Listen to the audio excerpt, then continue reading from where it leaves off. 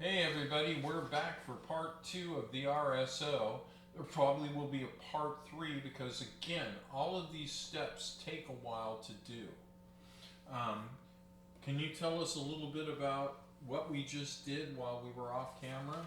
So the original Phoenix Tears recipe calls for 8 to 9 liters of solvent. We used considerably less. We used 1.75 liters of grain alcohol, 190 proof, and we dumped our hash and our keef directly in the bottle, and I shook it like a shake weight for almost 15 minutes.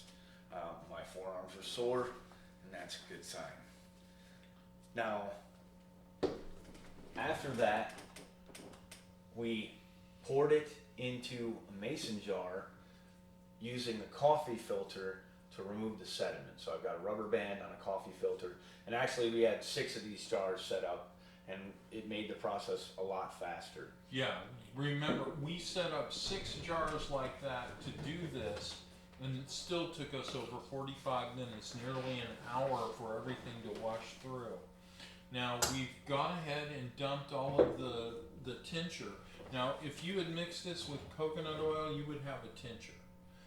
But we're going to make RSO. So why don't we go on with the next step? So I'm wearing gloves because it's sticky, very sticky. It's not dangerous at all. The solvent will just cool your skin. And by solvent we Alcohol. mean alcohol. You can drink this. It's not going to kill you. We're using Everclear. Yeah. The original recipe calls for something harsher, but we use Everclear. I like Everclear. Now I'm taking this out, and I want to squeeze the last little bit out.